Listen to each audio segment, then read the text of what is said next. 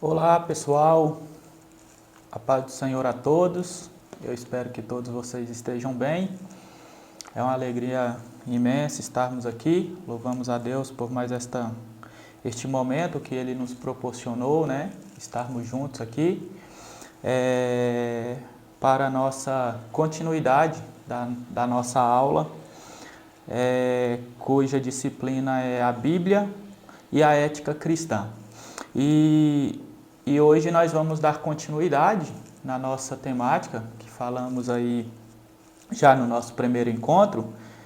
E o nosso assunto, como vocês devem lembrar, nós falamos sobre a dimensão prática da leitura bíblica, né, o assunto geral, e fizemos no nosso primeiro encontro uma análise, né, de caráter social, teológica, das mudanças que vêm ocorrendo, das transformações que vêm ocorrendo em nossa sociedade e juntamente com as dificuldades, né? Alguns males,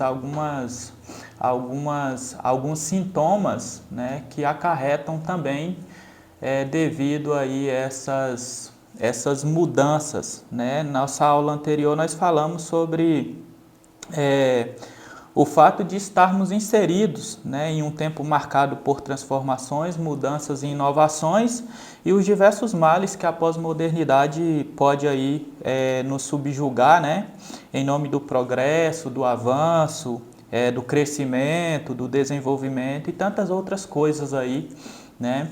E com isto nós estamos tentando fazer o quê? Desde o nosso primeiro encontro, pensar os valores das ações cristãs, né, na vida pessoal, social, profissional, ministerial ou qualquer outro âmbito, né, da nossa existência.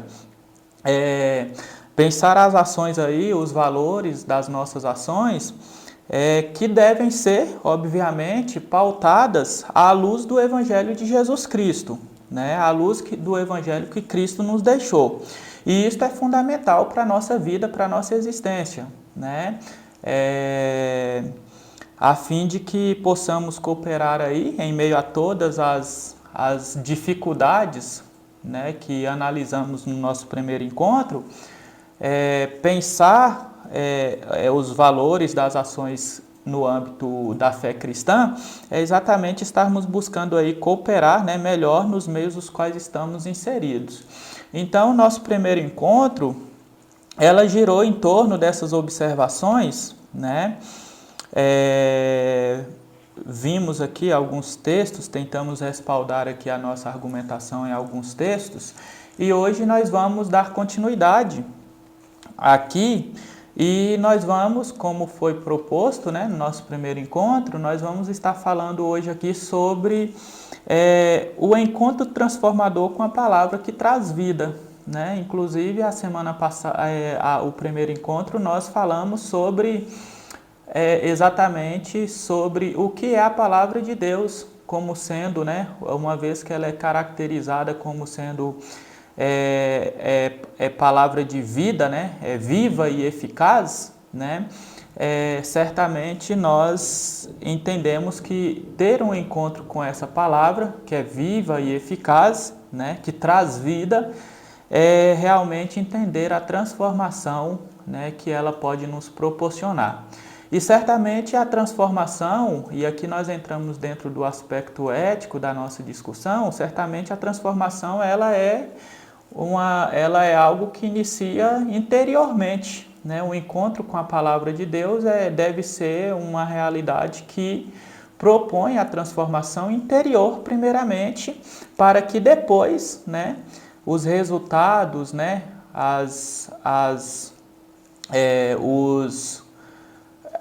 o que esta palavra, né, transforma em nós, externize, né, consequentemente. Mas, obviamente, ela começa, a transformação, ela inicia em nós, dentro de nós, né? E eu quero, então, aqui pensar com vocês, a partir do momento que nós temos um encontro, realmente um encontro transformador com a palavra de Deus, que é palavra viva e eficaz, que é uma palavra que traz vida, eu quero, então, aqui pensar com vocês as nossas ações dentro do âmbito, tentando entender aqui a realidade da ética, né? A ética, refletir a ética cristã, né? É pensar aí, buscar compreender aí as ações, né? Nas relações interpessoais, obviamente, as relações do dia a dia, né? Como um reflexo de nossa espiritualidade. E pensar, né? A ética cristã, a partir dessas ações, das relações, do nosso mover no dia a dia, é fundamental, é importante, é necessário. Eu diria que no nosso tempo é emergente, né? E nós precisamos dar aí um tempo para esta reflexão, né? Certamente dentro do âmbito filosófico social, né, a ética ela é considerada como um conjunto de atividades morais, né, do sujeito, da pessoa, ou também como sendo a teoria ou a ciência, né, do comportamento moral das pessoas em sociedade. Ou seja, e de fato a ética, seja ela do âmbito filosófico, compreendida no âmbito filosófico, social, ou teológico, que é a ética cristã, certamente ela vai estar intrinsecamente ligada à realidade das relações, à realidade da convivência, à realidade da vida do dia a dia, né? Porque, de fato, pensar ética é pensar como vivemos, né? Como vivemos, por que vivemos, para que vivemos, né? E isto diz respeito, sim, também à nossa fé todos os dias, né? Eu quero ler com vocês aqui para a gente poder dar continuidade na nossa discussão aqui, no nosso diálogo, o texto de Efésios, né, capítulo 5, versículo 15 e 16, que diz assim... Efésios capítulo 5, versículos 15 e 16 diz assim: portanto, estai atentos para com o vosso procedimento, para que o vosso procedimento não seja semelhante aos insensatos, mas andai em sabedoria, aproveitando bem cada oportunidade, porque os dias são maus. Esse texto aqui tem algumas questões, né, que esses dois versículos especificamente têm aqui alguns elementos fundamentais para nós entendermos, né? O versículo 16 diz que nós devemos aproveitar bem o tempo porque os dias são maus, né? Nós já fizemos esta reflexão no nosso primeiro encontro sobre esses dias maus, esses dias desafiadores, né, que temos vivido, que não é uma novidade do nosso tempo. Cada geração ela tem as suas dificuldades, cada geração, cada povo, cada pessoa, né, em seu devido tempo, em seu devido momento tem os seus impasses, tem as suas guerras a travar, tem a sua vida, né, a viver e buscar viver, obviamente, aqui o ponto da ética cristã, viver com seriedade, com respeito, com compromisso, né, diante de Deus, com Ele próprio, com a vida, né, com o outro, com a história. Cada tempo tem os seus desafios e aqui a gente já vê, né, que não é algo novo, não é algo do nosso tempo. Nosso tempo é um tempo desafiador, né, mas os nossos antepassados tiveram também as suas dificuldades, tiveram também os seus impasses, né, tiveram também as suas lutas, as suas guerras. E isto é da natureza, é da história humana, né? Enquanto estivermos aí subjugado, né, este momento temporal, nós estaremos aí submissos também, subjugados também a todas essas questões. Mas enfim, aqui é um texto que nós lemos em que somos desafiados, né, a pensar a maneira como nós andamos, né?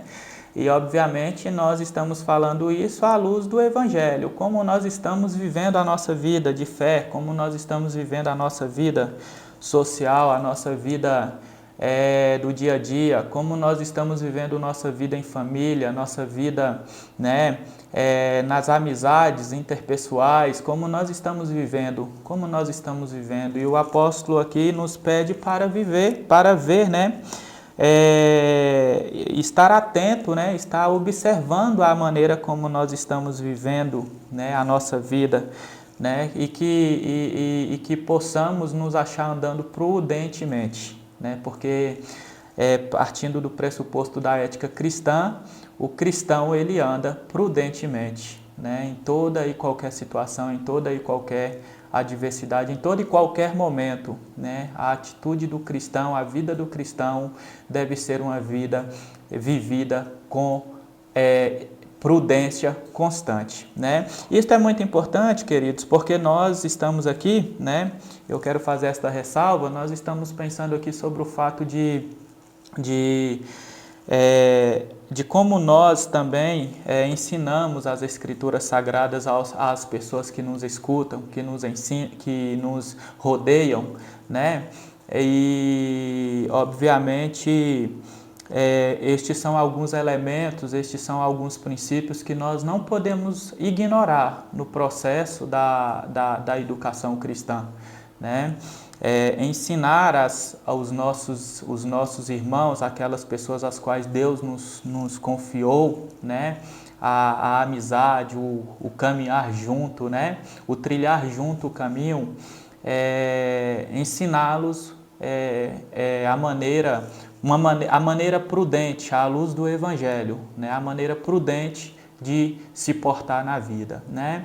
E todos nós lidamos com crianças, com adolescentes, com jovens, né? Com adultos, com anciãos, né? Lidamos com pessoas que gostam de nós, com pessoas que não gostam de nós.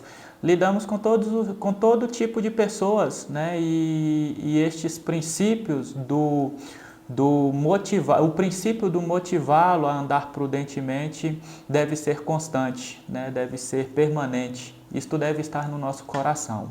Amém? Então, eu quero pensar aqui com vocês sobre esse encontro transformador, né?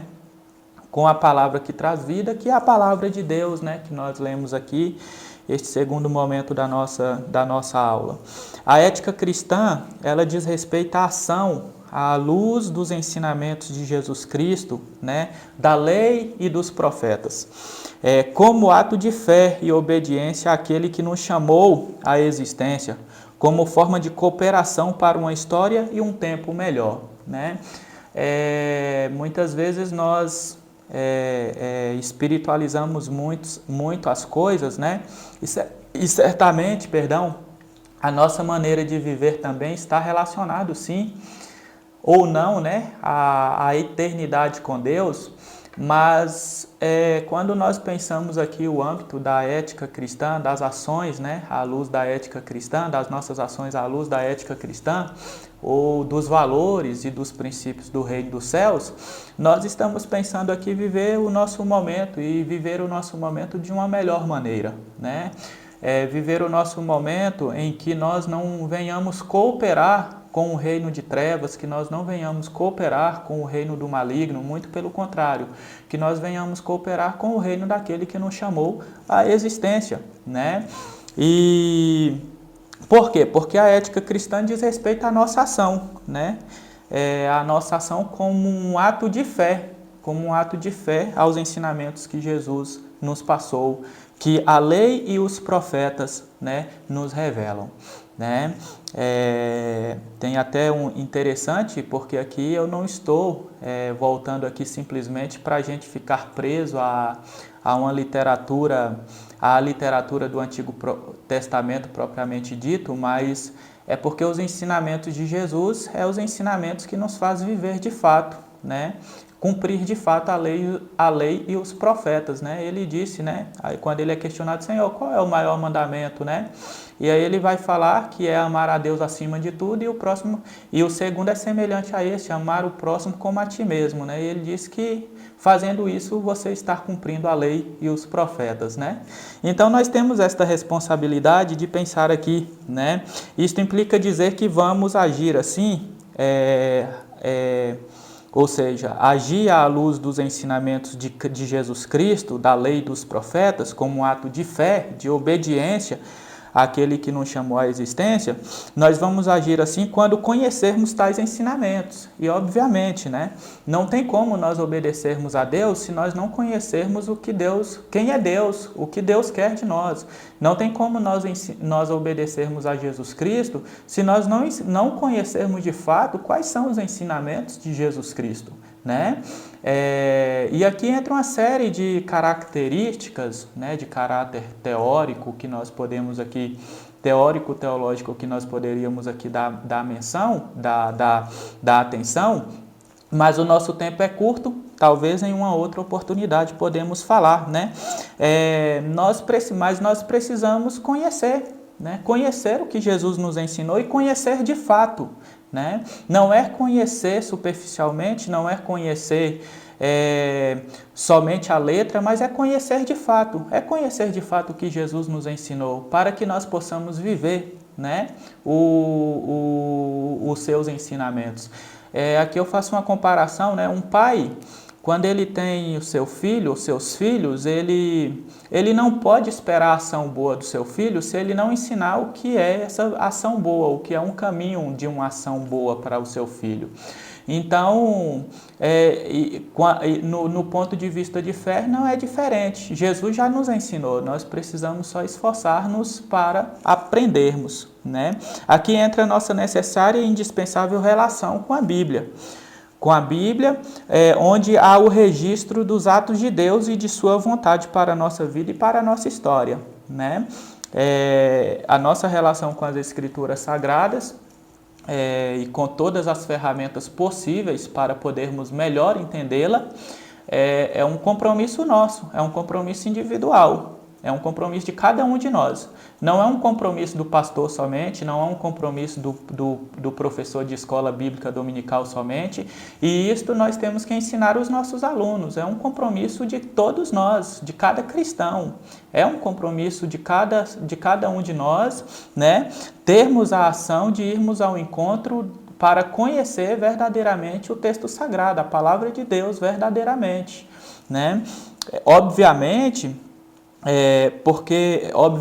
conhecendo, tendo conhecimento da palavra de Deus, da manifestação de Deus, dos registros, né, nas páginas sagradas, é que nós vamos ter esse conhecimento, é que nós vamos nos apropriar, né, da vontade de Deus, né, para a nossa vida e para a nossa história. Amém? Existem duas dimensões aqui, obviamente, nesta relação, né? Relação com o texto sagrado, com a Bíblia, que duas dimensões resultantes desta relação, né? Com a palavra. E que reflete reflete a necessidade, né? De tomada de consciência e reavaliação da responsabilidade quanto ao chamado a ser cristão. O que eu quero dizer com isso aqui? É que nós precisamos tomar consciência e reavaliar a maneira como nós estamos agindo e dizendo que estamos agindo em nome de Deus e em nome do texto sagrado, né? Por exemplo, né, todos nós já ouvimos assim o termo, né? Mas está escrito na Bíblia, né? E aí, a partir desse está escrito na Bíblia, nós agimos ou deixamos de agir, né? Mas o que é que a Bíblia de fato fala, né? Isso é uma questão de tomada de consciência e de reavaliar a maneira como nós nos relacionamos com a vida, com o outro, com Deus e com a nossa história, né? À luz da leitura que nós fazemos do texto sagrado, né? E estas duas dimensões, a primeira diz respeito, por exemplo, à penetração, né, da palavra no nosso coração, ou no coração de cada um e de cada uma, que permite, né, a palavra de Deus fazer efeito em si, né? Isto implica que uma vez a palavra ter penetrado em nosso coração, fomos ao encontro dela e permitir que ela, né, penetre em nosso coração. Isto implica dizer que nós precisamos compreendê-la. Nós compreendemos ela, né? Lemos, compreendemos ela, permitimos que ela, né, entre de fato, penetre de fato no nosso coração, e uma vez que ela penetra no nosso coração, na nossa mente, ela vai o quê? Ela vai fazer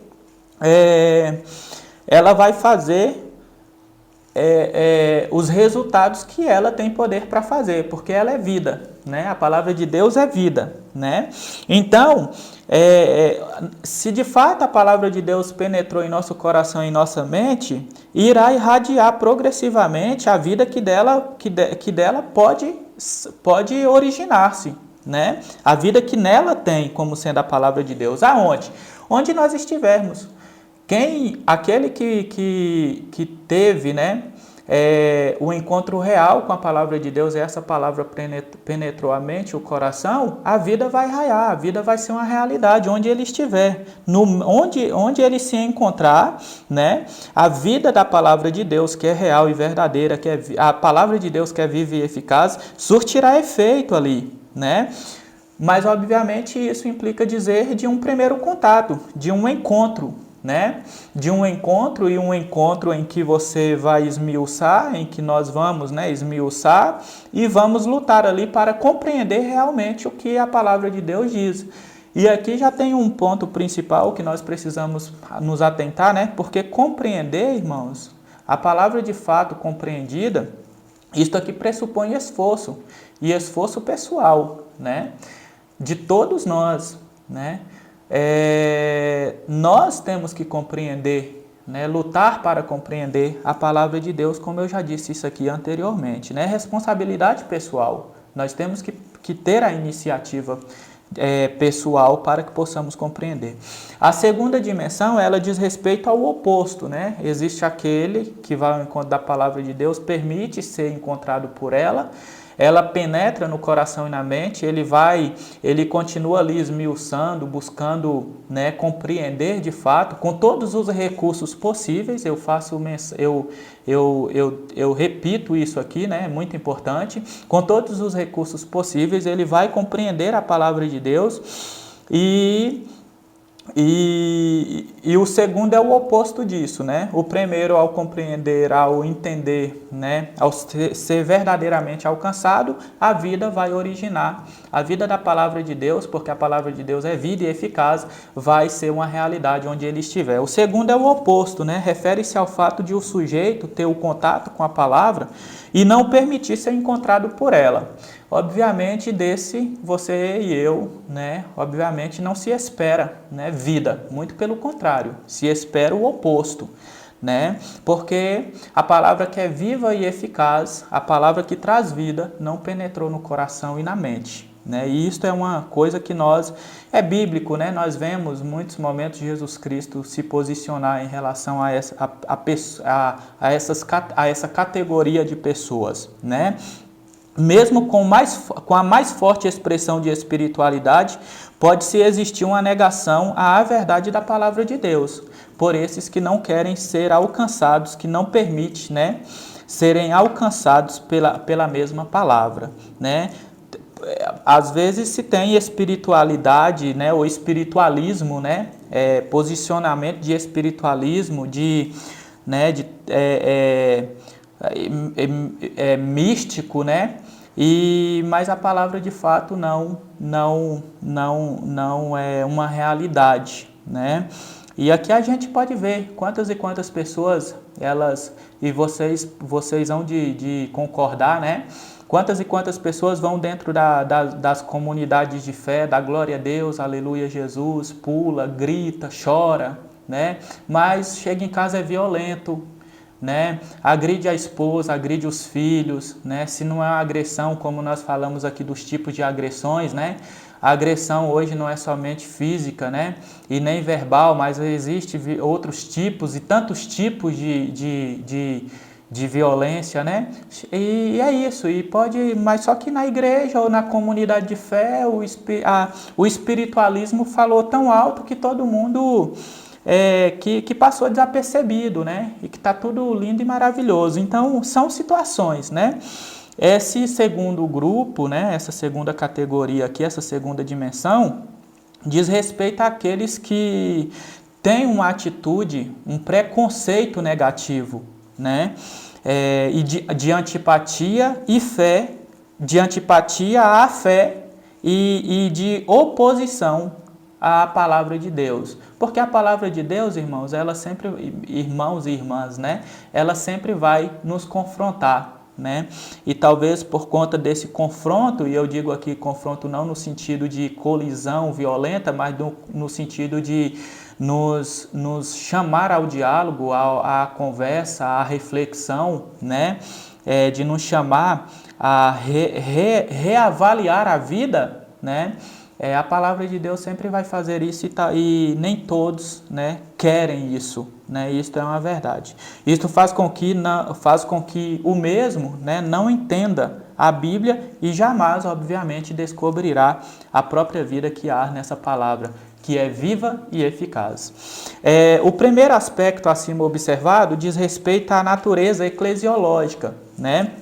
Ou seja, aquele grupo que tenha um encontro com a palavra e permite, né, ser encontrado por ela penetra na mente, no coração e propõe a vida, né?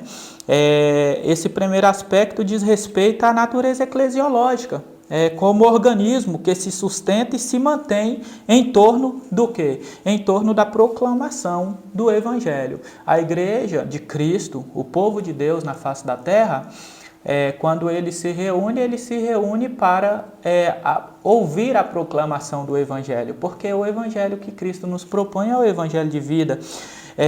E a igreja ela não deve se reunir por outra causa, ela deve se reunir pela causa da proclamação. Nós queremos aprender o Evangelho de Jesus Cristo, nós queremos aprender a boa nova de Jesus, porque a boa nova de Jesus é o que nos traz vida, né? Então é em torno desta realidade que a igreja, dentro de um aspecto, né, histórico e obviamente dentro da tradição, a igreja ela se reúne em torno da proclamação do Evangelho. Nisto consiste a persistência, né? É quando a igreja se reúne em torno da proclamação do Evangelho que ela é persistente, né? E a vida do povo de Deus é uma realidade, né? Isto nós não podemos negar. Este povo vive pelo contato, pela assimilação e compreensão do que Cristo realmente ensinou. De outra forma, nós temos os muitos grupos, as muitas instituições, as muitas pessoas e os muitos afazeres, atividades e programações, né? Mas a Igreja de Cristo, o povo de Deus na face da terra, ela se reúne em torno e em vista da proclamação do Evangelho do nosso Senhor Jesus Cristo, né? Porque é o Evangelho do nosso Senhor Jesus Cristo que propõe vida não somente ao povo de Deus, mas àqueles que estão ao redor deste povo. O povo de Deus vive pelo Espírito de vida que há na palavra, que deve ser proclamada, né? Pelos fiéis, obviamente. Aqui entra um aspecto, né, muito importante do povo de Deus como igreja que se reúne, né? É uma atribuição nobre da igreja, do povo de Deus, motivar e encorajar-se a conhecer, e encorajar-se. A igreja de Deus, o povo de Deus, ela se encoraja, né, a compreender de fato, a conhecer de fato o texto sagrado, a palavra de Deus, as Escrituras Sagradas, a Bíblia, né, que é viva e eficaz. Porque é aqui que contém, né, como nós dissemos, os relatos, as manifestações, né, e o propósito de Deus para a nossa vida e para a nossa história. A ética cristã está relacionada a isso aí, né, a maneira como nós lemos as Escrituras Sagradas e agimos a partir da compreensão dela, estando ciente que ela possui valores e princípios, né, próprios e imutáveis, por se tratar dos valores do reino de Deus. Sabemos que toda leitura e interpretação equivocada nos levará a ações distantes do que realmente o texto propõe e, consequentemente, a ofender ao nosso Criador, né? Toda leitura equivocada, toda leitura errada dos textos sagrados, irmãos, igreja, é uma leitura que nos leva a mais ofender a Deus do que necessariamente adorá-lo, né? E, obviamente, nos distancia. Toda leitura distorcida das Escrituras Sagradas é uma realidade que nos distancia da verdadeira vontade e do verdadeiro espírito de vida contido no texto. E nós precisamos nos atentar a isso. Quando refletimos os perigos que isto pode nos proporcionar como cristãos, não podemos deixar de ver esta realidade a partir da leitura, né? Da leitura bíblica, né? Se a Bíblia for mal lida e mal interpretada, como eu disse aqui, não podemos esperar uma relação boa com Deus e muito menos com o nosso semelhante, né?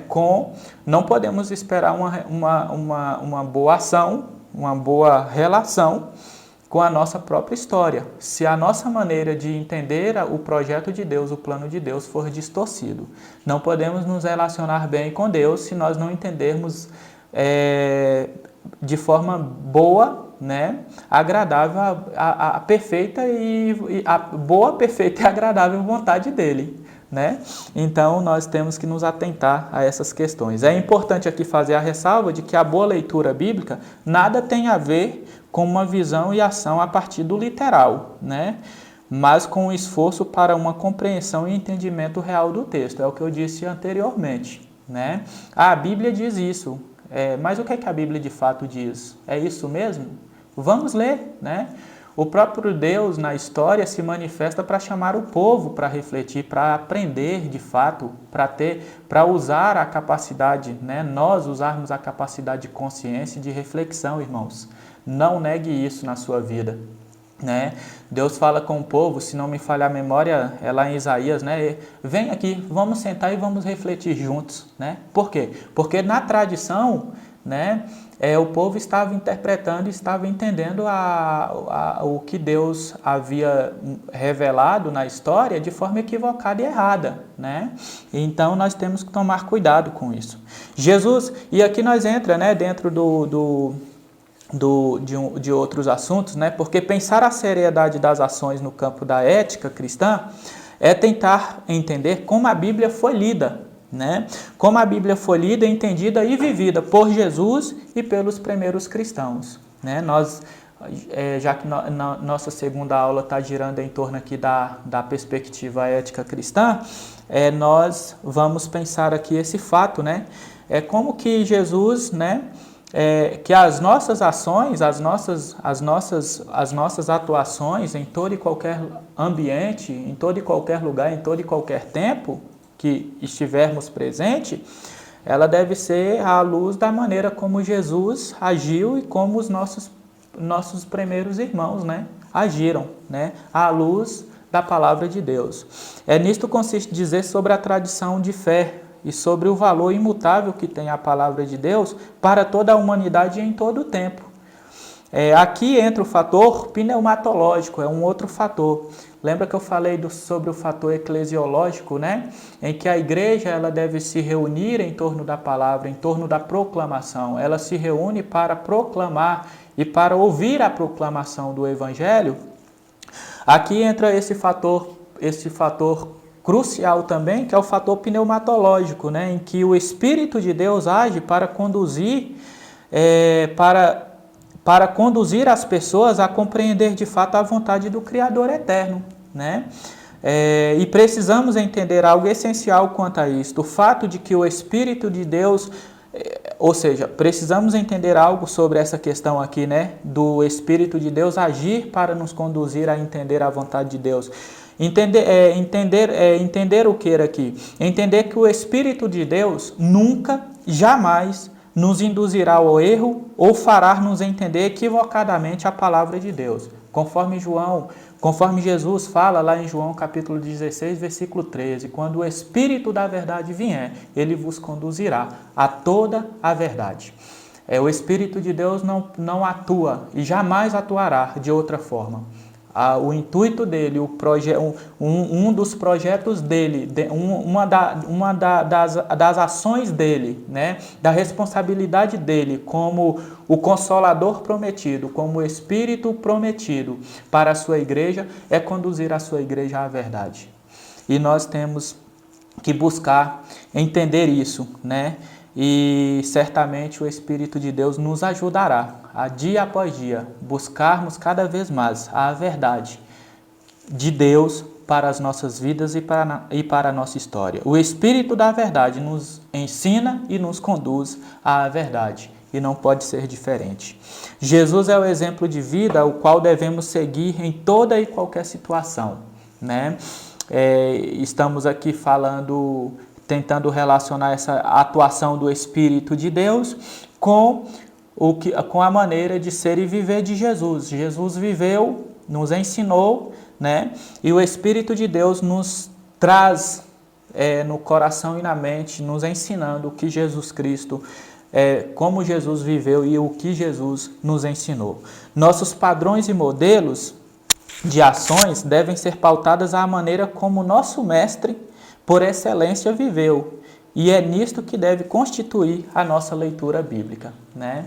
É nisso que deve girar a nossa leitura bíblica. Buscar entender como Jesus viveu, como Jesus agiu e o que Jesus nos ensinou. Nas Escrituras Sagradas, sobretudo nos Evangelhos, encontramos a maneira como Cristo lidou com as situações diversas da vida, né? E é à luz dessa atuação de Jesus que nós também devemos buscar pautar as nossas ações, as nossas atitudes. Como Jesus agiu frente às mais diversas situações da vida é o que devemos nos esforçar para entender, pois a vida cristã está atrelada ao modo de ser e viver do Cristo. Os valores e princípios da vida para um cristão não podem ser distantes da maneira como Jesus apresenta e vive a vida. Certamente. Como devem ser as nossas relações interpessoais em todos os momentos, né? Jesus, enquanto viveu, ele se relacionou, né? Ele viveu, ele agiu, ele andou, ele entrou, ele saiu, né? Como que devem ser as nossas relações? As nossas relações devem ser pautadas, né, à maneira como Jesus viveu e agiu a sua própria vida, né? Tem até uma máxima lá em Mateus 7:12, né, que Jesus fala: portanto, tudo que vocês querem que os outros vos façam, façam vocês primeiro a eles. Está relacionado à ideia, né, mas a ideia daquele alerta, né, cuidado que você vai fazer, porque se você faz, você espera que você deve também esperar que a sua mesma ação volte para você, né? Essa tem uma série de situações a analisar, mas é uma máxima que Jesus nos ensina aqui, né? Jesus, ele falou, ele agiu, ele se posicionou diante de muitas outras situações, né? Diante de muitas outras questões, né? Jesus agiu diante da mentira, Jesus agiu, né, frente ao engano, Jesus agiu frente ao sofrimento, Jesus agiu frente à injustiça, Jesus agiu frente à miséria e o sofrimento humano, Jesus agiu frente às ações pecadoras de cada pessoa, de cada pessoas que estavam ao seu redor. Jesus agiu. Como que Jesus agiu em relação a tudo isso, né? E aí nós temos que também pensar que a maneira como Jesus agiu frente a tudo isso, nós precisamos também buscar agir, assim como Cristo agiu, né? Estas perguntas nos são importantes a fim de analisarmos as nossas ações frente às questões diversas que também nos cercam e nos exigem ação e posicionamento, né? Obviamente, o tempo de Jesus é um tempo distante do nosso, mas os problemas são, eu diria que o mesmo, né? Os problemas são os mesmos, né? E nós temos que buscar entender, né, à luz daqui do que estamos tentando falar sobre ética cristã, como nós devemos agir, né? Jesus agiu e espera que seus filhos e filhas na face da terra agem cooperando com ele a fim de que a ordem seja a realidade onde o caos reina. Isso aqui é muito importante, irmãos. Eu falei aqui que Jesus agiu diante de muitas situações, diante da mentira, do engano, da injustiça, da maldade, né? Do sofrimento, da miséria, né? De tantas coisas, Jesus agiu e ele agiu tudo buscando fazer com que o ser humano tivesse a consciência ou se desse, né, a oportunidade de se conscientizar de que ele pode cooperar também para que as coisas não fiquem pior, né? E aqui Jesus ele espera que os seus filhos, em todo canto da terra, em cada lugar em que eles estiverem, o caos não continue proliferando ou reinando, né? Porque Jesus, como Senhor da vida, como Senhor de toda a criação, né? Ele veio colocar ordem no caos que se instaurou na nossa história. E certamente todo cristão, né, que foi alcançado pela palavra de Deus, todo cristão que a palavra de Deus, que é viva e eficaz, que traz vida de fato, tenha penetrado no seu coração e na sua mente, ele vai cooperar para que o caos não continue reinando, né? Não é que ele vai vencer o caos, mas ele vai cooperar, ao menos no que depender dele ou dela, eles vão cooperar para que o caos não reine, para que a maldade, a injustiça, a mentira, o engano, né, a miséria, o sofrimento não seja uma realidade. Isso é um papel de um cristão, né? Tem até aquele texto lá em que Jesus ele é questionado sobre o divórcio, sobre o casamento e o divórcio, né? Lá em Mateus capítulo 19, versículos do 1 ao 12, quando Jesus Cristo ele é questionado, mas Moisés ele nos deu, né, a carta de divórcio. E aí Jesus fala para os seus interrogadores, né, Moisés deu por conta da dureza do coração de vocês, porque no princípio não era assim. Ou seja, Jesus ele volta a toda uma história, né, a toda uma tradição para mostrar que o que se aconteceu durante o percurso são atitudes também da dureza do coração humano e que aqueles que estão ali ouvindo, né, os que estão ao redor de Jesus, eles devem agir diferente, eles devem cooperar para que a ordem seja estabelecida, para que o caos não reine, né? Isso é importante a gente tentar entender. O texto de Mateus capítulo 19, versículos do 1 ao 12, trabalha ali, né? Tem ali um teor ético, né? Um teor ético, né? Pois Jesus nos ensina ali que onde o cristão está, o caos, né, não tem lugar. E quando eu digo caos aqui, eu estou pensando de situações, né, diversas, né? Violências e agressões diversas, né? Engano, mentira, irresponsabilidade, violências, morte, injustiças, preconceitos e tantas outras ações que caracterizam o caos, né, que tira a paz e o sentido da vida das pessoas. E o cristão ele não coopera com isso, ele não pode, né, estas situações não prevalecem ou no mínimo não são legitimados onde o Filho de Deus, a Filha de Deus está, né? Porque o Filho de Deus, o cristão, o Filho e a Filha de Deus, eles foram alcançados pela palavra que traz vida, né? E onde a vida, essas situações não prevalecem, não tem lugar, né? Não pode ter lugar. Né? Jesus se posiciona frente a todas estas questões e sem negar amor, respeito e priorizar a vida, se posiciona como exemplo aos seus discípulos, a fim de estes fazerem o mesmo. Jesus veio colocar em ordem novamente as coisas e conta com homens e mulheres fiéis, homens e mulheres de boa fé, que sejam testemunhas e praticantes do que por ele foi feito e está sendo feito, né, em cada lugar em que se encontra um cristão. Jesus não ficou preso ao literalismo da lei, né, e nem mesmo dos profetas, mas buscou revelar a vontade de Deus que traz vida de igual modo a todos os homens. Queridos, nisto implica nós refletirmos a ética cristã, nisto implica nós entendermos aqui, né, que que ter um encontro transformador com a palavra de vida, a palavra que traz vida, é nós vivermos de fato, né? E ao vivermos, proporcionarmos a vida que a palavra de Deus também propõe.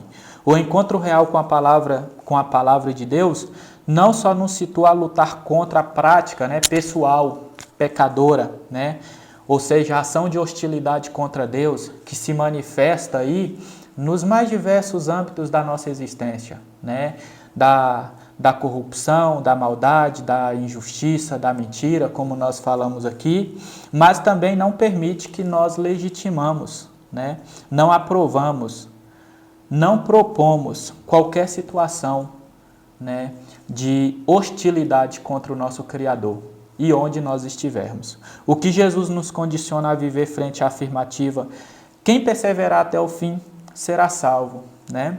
Isso aqui lá em Mateus capítulo 24. Jesus Cristo ele está dizendo aqui sobre a ideia de nós persistirmos, insistirmos pelo poder de vida que há na palavra dele, na prática do bem e da verdade, né? Na prática na prática de uma boa fé diante de Deus e das pessoas, independentemente das circunstâncias, independentemente das situações, porque Deus nos chamou para testemunharmos, né, os bons feitos que somente Ele pode fazer, né? E que nós possamos então nos atentar a isso, né? A ética cristã revela o nível de maturidade que cada um deve ter. A ética cristã é o que deve marcar a comunidade de fé em Cristo, descrevendo-a como madura, né? Esta maturidade implica um processo de crescimento e aperfeiçoamento em todos os aspectos da nossa vida, inclusive nos assuntos relacionados à fé que buscamos tanto defender, né? E que Deus nos dê força, nos dê sabedoria, nos dê condições para que possamos sermos testemunhas vivas dele enquanto que nós estivermos e onde nós estivermos. Amém? Que tenhamos de fato um encontro real, verdadeiro, né, com a palavra de Deus, porque a palavra de Deus é viva e eficaz. Que os nossos alunos, né, as pessoas às quais nós ensinamos, seja pela pregação, seja pelo estudo bíblico, né, seja pela IBD, né, seja pela uma simples conversa, porque nós ensinamos, num simples diálogo com alguém, com um amigo, com uma pessoa, nós estamos ensinando. Que elas saibam, por meio de nossa vida, que a palavra de Deus ela é verdadeira, que a vida que há na palavra de Deus é verdadeira e que nós testemunhamos isso a elas. Amém? Que Deus abençoe, foi uma alegria estar com vocês aqui mais este momento e qualquer coisa nós estamos aí à disposição. Um abraço, um beijão no coração de vocês e até a próxima.